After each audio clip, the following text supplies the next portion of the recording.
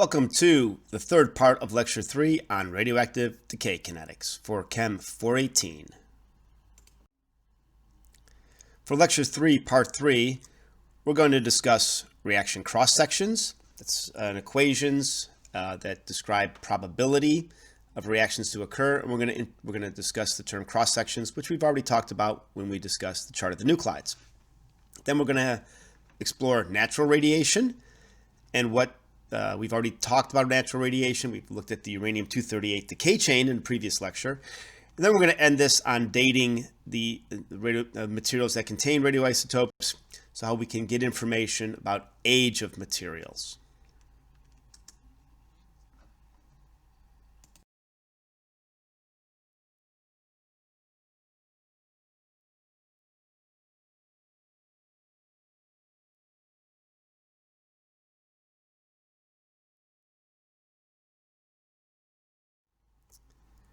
The cross-section is used in equations to calculate reaction rates. You can think of the cross-section as the probability of a reaction, and it's a term that we've already discussed. The value is shown, let's see, this symbol here is this sigma, and a value can be found in the chart of the nuclides. For example, this tellurium-130, there's cross-sections that go from thermal neutron, resonance neutron, to the metastable state, and then thermal resonance to the ground state. This is described, these values are described within the chart of the nuclides. So it's a term we've already discussed, and it has a dimensioned area. It's 10 to the minus 24 centimeters squared is the value for the cross-section, which is called a barn. And that barn value is strange unit, right? 10 to the minus 24 centimeters squared. Well, a nuclear radius is around 10 to the minus 14 meters squared. If I took the square, 10 to the minus 14 meters is the radius. If I took the area, pi r squared, I'd get a dimension that would be on the order of 10 to the minus 24 centimeters squared. Now, this value originates from the probability of a reaction between a nucleus and a particle, and it's proportional to the cross-section of the area presented by the nucleus. This isn't completely true. For instance, with a charged particle, you have a Coulomb barrier to overcome. With slow neutrons, you have resonances that are based upon some quantum mechanical properties. But basically, a general trend would be that the reaction cross-section is going to be fundamentally proportional to the area that's viewed, that the particle can see from the nucleus. And this is really true. If you have fast particles, the cross-section is never greater than twice the geometric cross-section of the nucleus.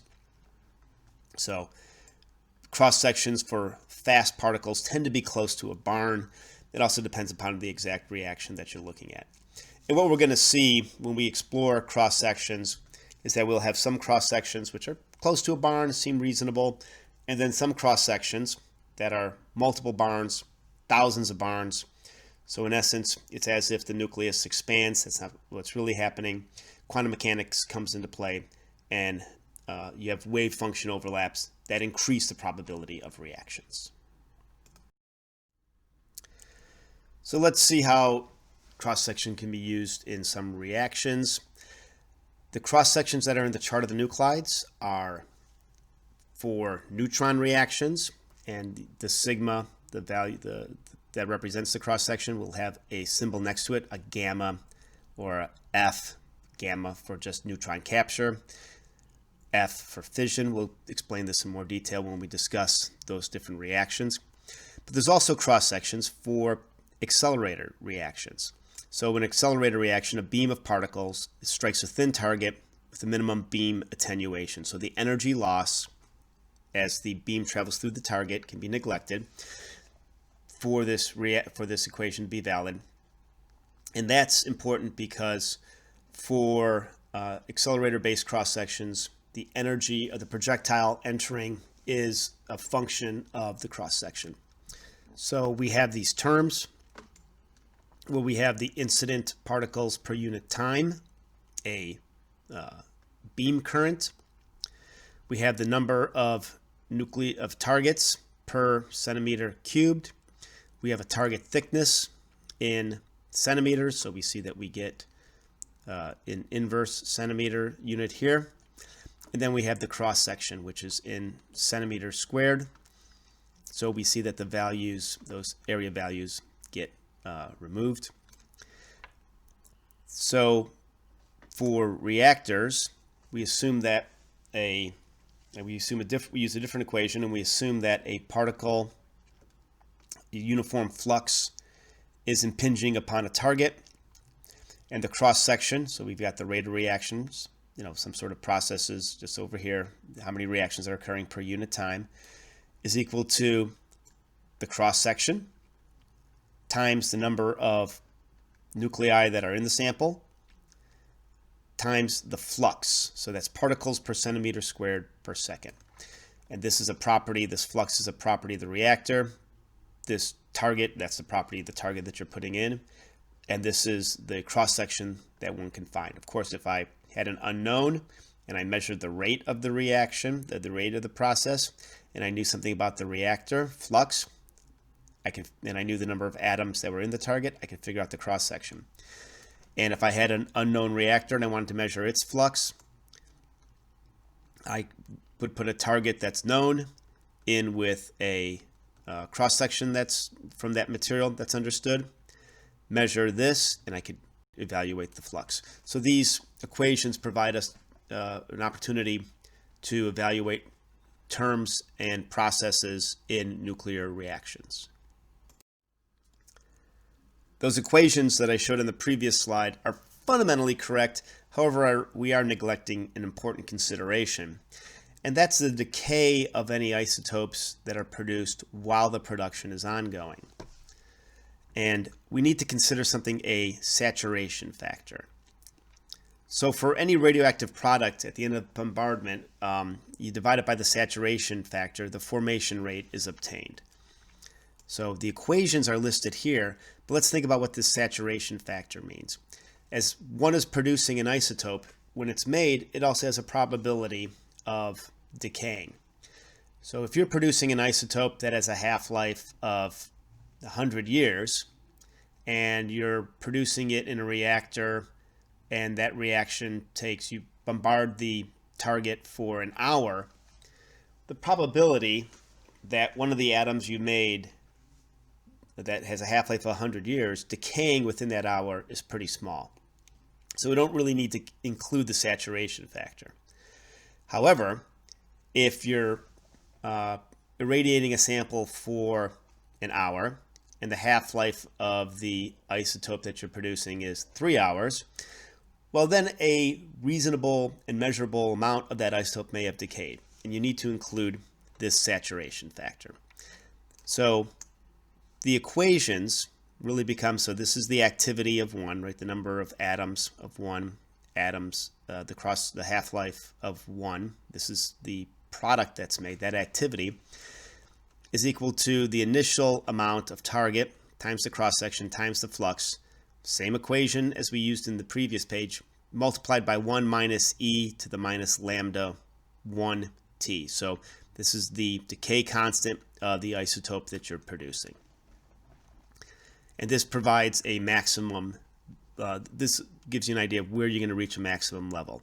So in other words, if your radiation time, as one continues to irradiate, and if I look at the amount of half-lives of the daughter, and I compare that to the irradiation time, I reach a level where longer irradiations does not produce more material. This is because over here, as let's say within one half-life, it's fairly linear. Some of the atoms that have been produced have decayed, right? And because the atoms are being produced over this entire half-life time. So the ones that were initially, produced at the very beginning of the reaction have a 50% probability of decaying, while those at the end have a very small probability of decaying. But as I increase this, more of the initial atoms have a probability of decaying because they're experiencing many half-lives. And you just reach a point around 7 half-lives where the more you've fundamentally reached an equilibrium, that you're producing more from a reaction, but you're losing those atoms that were made earlier. So this tells you that if you're doing a production reaction, you should never go more than 7 half-lives of your isotope. So if I was making an isotope that was an hour, anything more than 7 half-lives is not worth it. In fact, you can make an argument that, well, the amount that I gain from 4 to 7 is pretty small. 3 to 7 is pretty small. From 2 to 7, I'm only gaining 25% more. So one could evaluate that. Is it really worth that extra time to produce a relatively small amount of material? So we have these saturation factors, and as a function of half-life, you can see what sort of percentage of the saturation you're reaching.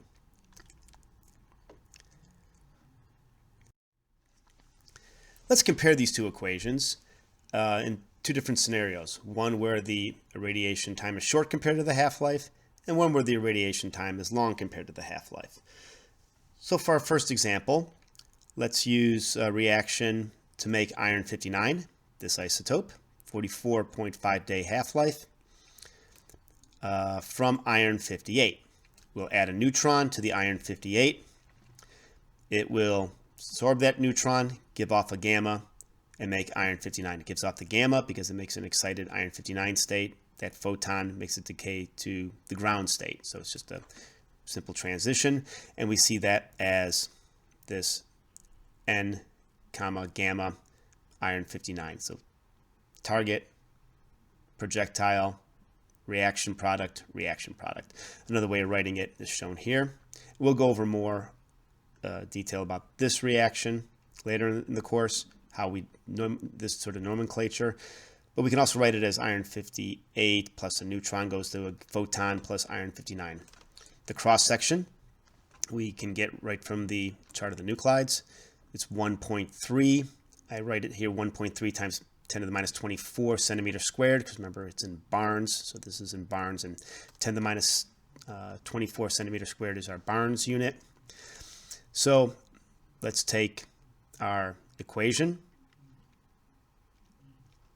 that we have here. We want to get N, right? We want to get the number of atoms that are sitting in the target. I state that there's 1 gram of iron. The molecular weight of iron is listed here. We use Avogadro's number. So now we've got the number of atoms of iron, and then I'm going to use this value because this is for iron. I didn't say any sort of enriched iron, I just said regular iron. And 0.282% of iron is iron 58, so I need to normalize it by that. And I get the number of targets as 3.04 times 10 to the 19th atoms. All right, so we've got our information. We've got our flux, which I provide here, a neutron flux. We've got the number of atoms, and we've got the cross section. So let's plug this information in to the equation. Flux, number of target atoms, cross sections. I get a rate of 3.95 times 10 to the 8th atoms per second. I say I want this irradiation for an hour. So there's 3,600 seconds in an hour. So from this, I get 1.4 times 10 to the 12th atoms of iron 59 are made in 1 hour. Now this reaction does not include the decay of any iron 59 that's during that hour of production. Let's include that by using the saturation factor. So the same terms that we used in this equation, we got to add something about the decay, so we got to bring in the decay constant. I provided the decay constant here, but it's just log 2 divided by the half-life, but this is all in seconds, so make sure if you were to do that yourself, you would convert days into seconds. So we use this equation. Let's plug in the terms. The number of iron 59 atoms that are made is equal to the number of target atoms times the cross-section times the flux divided by the decay constant times 1 minus e to the decay constant times the time. That's where our time, that's the only place where the time really comes in. And this is basically providing a saturation factor. It says what percentage of the material is available. And what we get is a value that's shown here. We get 1.4 times 10 to the 12th atoms. We got 1.4 times 10 to the 12th atoms. And it says, you see, you need to go down to the fourth significant digit in order to see a difference. And as we would expect, this value would be less than this value. So this shows that, you could use either equation if something is relatively long-lived. If you have a spreadsheet that's set up and you're inputting the data, it doesn't really matter which equation you use. They would both equally well describe the reactions. All right, let's consider a condition where the radiation is relatively long compared to the half-life. So let's take the formation of manganese 56 from manganese 55. Again, a neutron capture reaction. So manganese 55 captures a neutron, gives off a gamma, makes this manganese 56. The half-life of the manganese 56 is 2.6 hours. We'll do an hour irradiation. So when we say that the radiation is long compared to the half-life, doesn't necessarily need to be longer than the half-life. It just needs to be a good fraction of the half-life in order for the saturation to come into play. All right, so let's get some of the data. Our cross-section for the manganese 55. So remember, the manganese 55 is absorbing the neutrons, so you need that cross-section, not the manganese 56 cross-section. We have our cross-section is 3.3 times 10 to the minus 24 centimeters squared. It's 13.3 times 10 to the minus 24 centimeters squared. The 13.3 Barnes value is listed here. Again, this is for thermal neutrons. You can assume I'm using a thermal neutron flux. This is for epithermal neutron flux or resonance energies, resonance neutron flux. If it's unclear in a question, you're free to use whichever one you want. I will try to specify, for instance, radiation from thermal neutrons. We have our data, right? We need to get the number of manganese targets. Said there's a gram of manganese. All of manganese is iron 55. The molecular weight of that all manganese is manganese 55. The molecular weight of that manganese 55 is listed here. So we have a way of calculating the number of manganese targets from 1 gram. That's sitting in the neutron flux. Let's use our equation. Let's input the terms. The rate is equal to the flux times the cross-section times the number of targets. We get a rate of 1.45 times 10 to the 12th atoms per second, 3,600 seconds in an hour. We get a value that we should make 5.24 times, or 5.25 times 10 to the 15th atoms of manganese 56 in an hour. Now remember, this equation does not count for decay. Let's consider decay. We use this equation where we have the saturation factor along with the decay constant. Let's plug those values in and let's solve. We get a distinctly different value. We get 4.6 times 10 to the 15th atoms. So this is a demonstration that if you are producing an isotope that's relatively short-lived, where the irradiation time is long compared to the half-life, you need to definitely include the saturation factor for accurate assessment of the amount of atoms that would be produced. We introduced this equation a few slides ago, where we can determine the formation rate based upon a measured activity and this saturation factor. So let's look at the example from the manganese 56 that we provided in the previous slide. We've gone through how we determine this value. Our activity, if I know the number of atoms of manganese 56, the decay constant, right? So activity equals lambda n. I have that value. I get so many becquerels, so 3.4 times 10 to the 11th becquerels. That's my activity. I substitute the activity into 1 minus e to the minus lambda times the time, and I get a production rate. So this production rate includes it's the overall production rate, and it does include the decay as a function of the irradiation time. We now have an opportunity to take these reactions and these equations to calculate growth and decay and use them to explore how we can determine the age of materials based upon naturally occurring radionuclides. So there are two sets of naturally occurring radionuclides, let's say primordial radionuclides, that have survived since they were first deposited on Earth. They tend to have a half-life of greater than 1 billion years. And they also have decay products that are formed from these long-lived radionuclides. We saw the example of uranium-238, uranium-235, thorium-232 are also decay chains. And here's an example of potassium-40. And again, I wanted to point out from the chart of the nuclides, this black bar here designates that it's a naturally occurring radionuclide. In this case, long-lived. Potassium-40, any potassium-40 that was originally deposited where on Earth 1 billion years ago has gone through on the order of 1 half-life. The age of the universe, nominally 4.5 billion years. So it's, there's the potassium-40 has gone through a half-life, but there's still a reasonable amount of material. Now there's also shorter-lived radionuclides that are formed from continuous reactions with cosmic rays and with matter.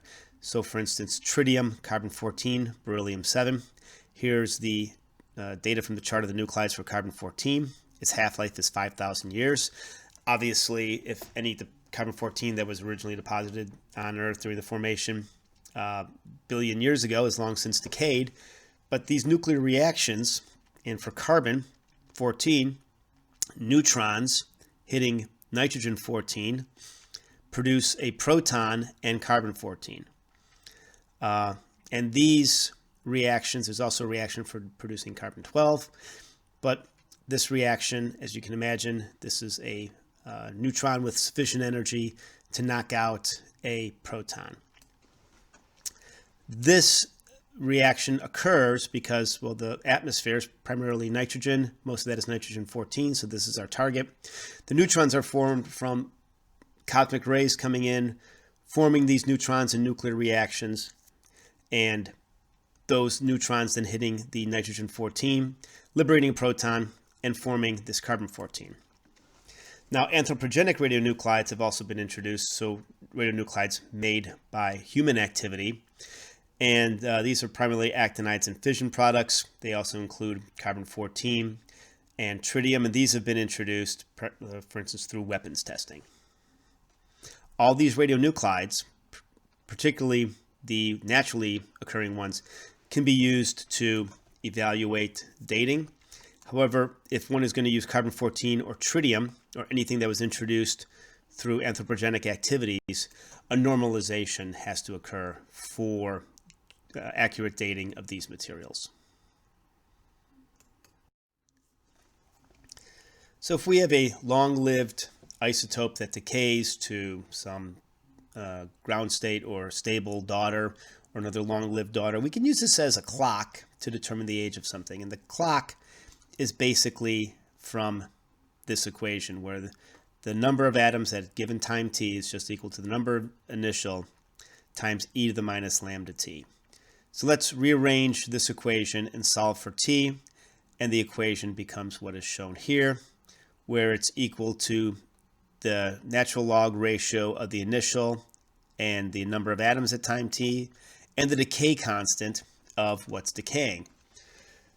Now, this doesn't really seem to help because it implies that we need to know, I need to be able to perform a measurement of the number of atoms at time 0. I can measure at time t. If I know what isotope is decaying, I got the decay constant, I just don't know this value. So we need to be able to determine what this time t is.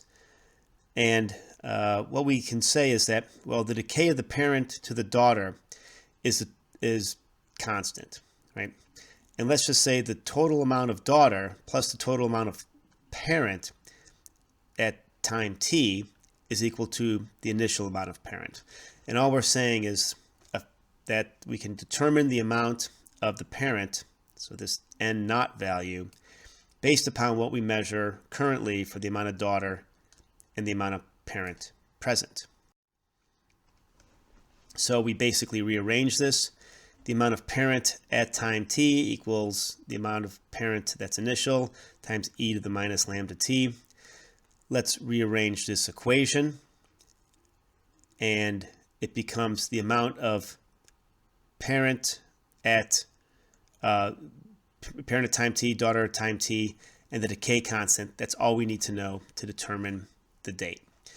So what we're saying at time 0, that there were no daughter atoms present, that all the daughter atoms are due to the decay of the parent, and that no daughter atoms were lost during this decay period. So there are a few conditions that are necessary so this relationship of all the parent at time 0 being described by the parent at time t and the daughter at time t. So let's consider how this could work. Imagine that there's a mineral, for instance zircons, which are zirconium oxides, have a small amount of uranium embedded in them.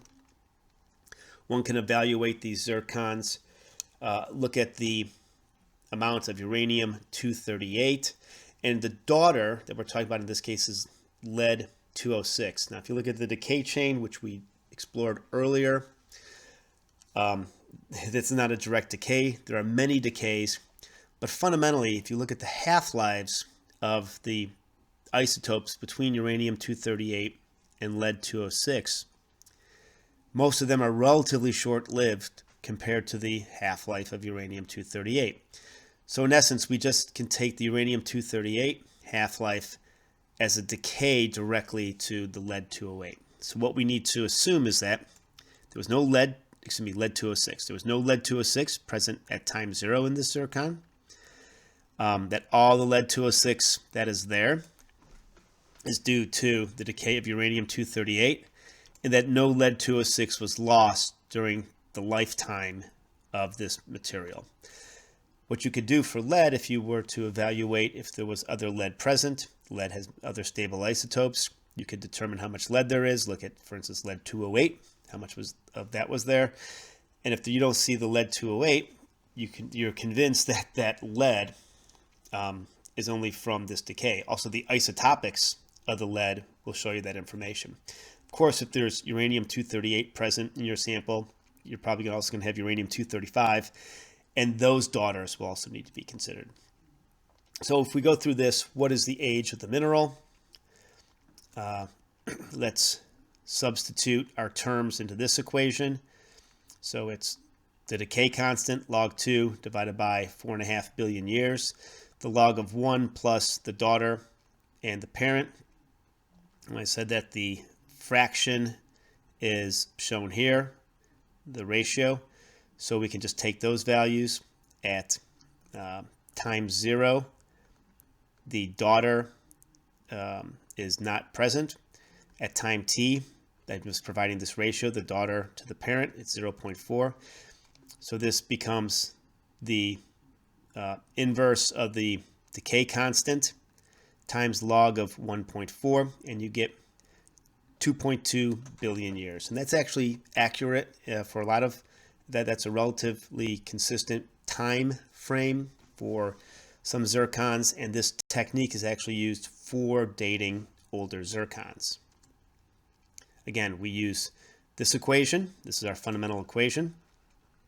All we need to know is the decay constant and the ratio of the parent and daughter today. Carbon-14 dating is a little bit different. Okay, this is based upon the uptake of carbon-14. So carbon-14, the half-life is 5,000 years. This is useful for this half-life of 5,000 years. What it implies is that an organism is taking in carbon. The ratio of carbon-14 to other carbon is constant. It's based upon the environmental uptake of that carbon. That organism is no longer taking up carbon upon its death, where it ceases that interaction. So the carbon-14 begins to decay. If I know the amount of carbon-14 in a certain amount of carbon at equilibrium, so at time 0, and I see how much carbon-14 there is per a unit mass of carbon at the current time, one could measure that sample, the sample age. And all it becomes is the amount of, we just rearrange the equation we used previously, 1 divided by the decay constant of carbon-14 times the log of the carbon-14 at equilibrium divided by the carbon-14 in the sample. So the equilibrium value is listed here. And what's the age? There's a wooden sample that's been found, and it's gone from, it now has 0.15 becquerel per gram. This is 227 becquerel per kilogram, so we need to make it per gram, so it's 0.227 becquerel per gram. Let's rearrange these equations, and we get the natural log of 0.227 divided by 0.15, and we get 3,420 years. So carbon-14, 5,000 year half-life, is reasonable for doing carbon dating on that order, so thousands of years. There's actually another way that you can do carbon dating as opposed to looking at the radioactive decay. You can use a mass spec and count the number of carbon-14 atoms in a carbon sample. So you get that ratio, right? The activity is fundamentally using activity equals lambda n. I can get the number of atoms of carbon-14 per the number of atoms of total carbon. If I use the mass spec, I can actually count them, and you can go to actually lower detection limits, and that's one of the methods that is used today. And again, it's the same equation that we talked about previously, but now it's specialized for normalization of carbon-14 at equilibrium. And the equilibrium value shown here, again, this is listed in becquerel per kilogram. If your data is provided in grams, you need to change that normalization. These dating equations can also be varied to evaluate some conditions to try to understand the age of certain objects. So for instance, we can use an example as the Oklo reactor. This is provided on page 40 on the chart of the nuclides, some discussion of the Oklo reactor, and you can look it up online. But the Oklo reactor was a natural reactor that operated a few billion years ago. So we can use the dating reactions that we just provided to kind of get an idea of what was the range of, or what would be a reasonable time for that reactor to have been that natural reactor to have been fissioning. This was actually determined when uranium samples from an area were evaluated, and the uranium-238 concentration in those samples was found to be lower than expected. This lower amount of uranium-235 indicated that it had previously fissioned, and they also saw some evidence of some fission products. So it indicated that at one time, the configuration of this natural ore body was sufficient to create a natural reactor. And you can read about the details of this. So let's figure out a route of rearranging these equations to determine how old the Oklo reactor, what was the time that the Oklo reactor was operating. Let's use the amount of uranium-235 as an indicator. Today, 0.7% of uranium is 235. And if we look at a natural reactor with light water, with regular water, the uranium needs to be, 235 needs to be at 3.5%.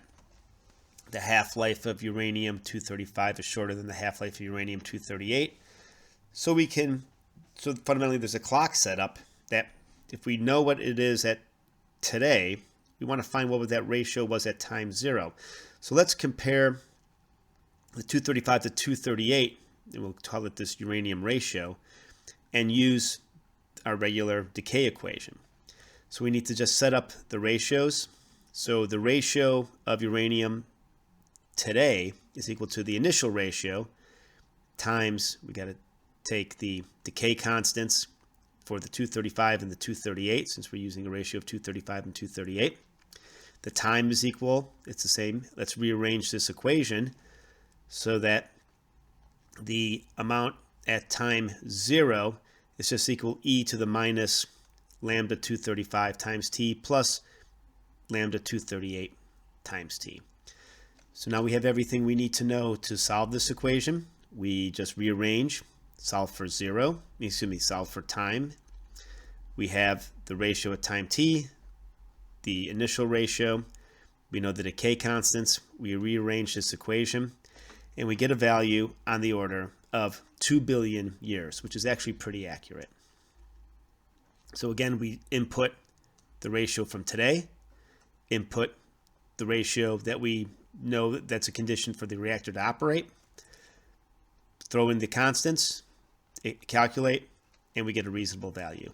And all this was done is just based upon understanding that a reactor needs about 3.5% of uranium-235 with natural light water in order for fission to occur. The topics for Lecture 3 on decay kinetics include utilization and understanding of our basic decay equations, relationship between half-life and lifetime, understanding relationships between count time and error, again understanding that the larger your counts, which would influence count time, you can have a reduction in error. How to utilize equations for mixtures, equilibrium, and branching. We introduced cross-sections and performed calculations using cross-section data. We utilized dating equations for isotope pairs. And we also utilized data from sources. Now, the one thing I want to point out is that in the example of carbon-14 on the previous page, 2 different half-lives were shown. And this actually comes from the fact that depending upon the source, this is the chart of the nuclides, this is the table of the isotopes, I can get different half-life data. So sometimes when I mention, if I provide a question, the answers may be different, and it could be down to the source of the data. I can normalize this by providing you the information or providing the source on a question, but just because there's differences, particularly slight differences, it could actually be from the data sources. So often, as you would do in research, you would reference the sources in which you obtained your data.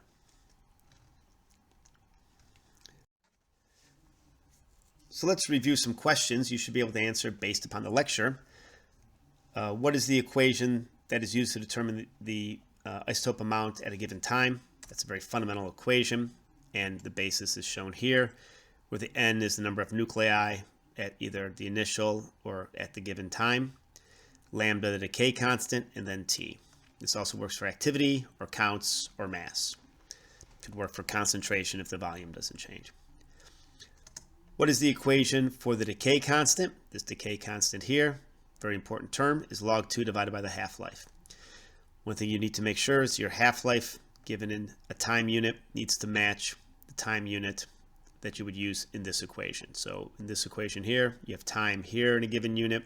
The decay constant needs to have that same time unit, obviously from the inverse. What equation is used to find the activity? Again, the decay constant times the number of atoms is equal to activity. This would be counts per whatever the unit is. That's why we often use the decay constant in seconds. So then if I were to do this, I'd get the activity in becquerel, counts per second. And what's the relationship between standard deviation and the number of counts? Well, it's just the square root of the number of counts, and the error is the inverse of that value. Very important term in terms of setting up and performing experiments. Some other questions you should be able to answer. What's the activity of a nanogram of a certain isotope, in this case actinium-225? The main equation to use, activity equals lambda n. So now we need to solve for n for 1 nanogram of actinium-225. We can evaluate that number. We want to get the decay constant for actinium-225. The decay constant's in days, convert that to seconds. Log 2 divided by that, we get a decay constant. Now we plug those values in. Activity equals lambda times n. And a nanogram of actinium-225 is about 1,000,000 becquerel. And that's close to what's used in medical applications of actinium-225. It'll be, let's say, from 1 to 10 nanograms. So 7 days later, what's the mass of that actinium? Well, the mass at time t is equal to the mass initial times e to the minus lambda t.